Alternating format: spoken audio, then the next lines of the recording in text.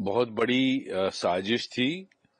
फिर भी उसको विफल करने के बावजूद भी धमाका हुआ। मुझे लगता है ये सारे डॉक्टरों का जो मॉड्यूल था, इसको वश करने के बाद जो कल सुसाइड बम्बर बना डॉक्टर उमर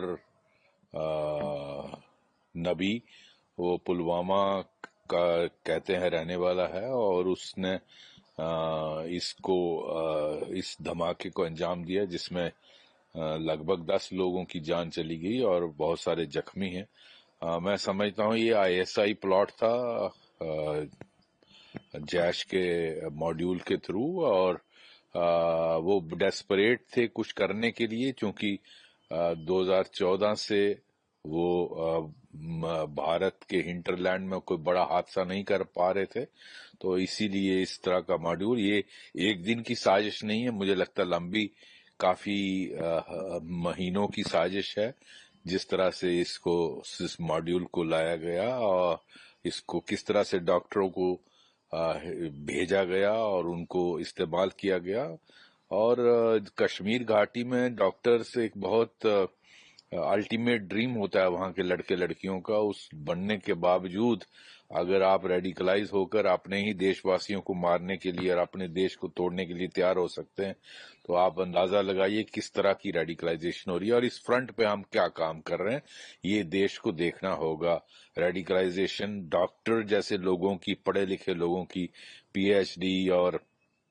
एमबीबीएस और इंजीनियर्स और प्रोफेसर्स अगर रेडिकलाइज होंगे तो ये बहुत बड़ी चुनौती है, और इस फ्रंट पे काम करने की जरूरत है। अभी ज्यादा काम इस फ्रंट पे भारत में और जम्मू कश्मीर में नहीं हुआ। जी आपको लगता है कि आतंकवादी जो है लोकल लोगों का सहारा लेके इस तरह की हरकतें कर रहे हैं? जी, वो तो लोकल जो होते हैं उनकी मदद तो ली ही जाती है। आफ्टर ऑल इस डॉक्टर उमर ने गाड़ी खरीदी, किसी से खरीदी, उसको ये जो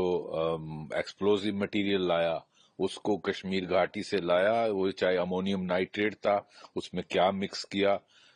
ये इन्वेस्टिगेशन एजेंसीज देखेंगी इसमें, और किस तरह से उसको बम की तरह कन्वर्ट किया गया, ट्रिगर क्या था, कहाँ से ये सारा सामान आया, इसको फाइनेंस कौन कर रहा है, इनके पीछे कौन कौन है, इनकी मदद करने वाले कौन कौन है, और इस तरह के मॉड्यूल और कितने हैं देश के बाकी हिस्सों में। सिर्फ दिल्ली और फरीदाबाद की बात नहीं हो रही,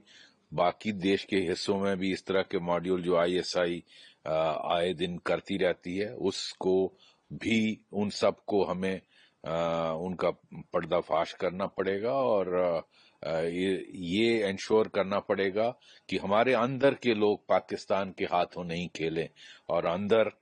आफ्टर ऑल ये जो डॉक्टर इस्तेमाल हुए हैं वो हमारे अंदर के लोग हैं, और उनको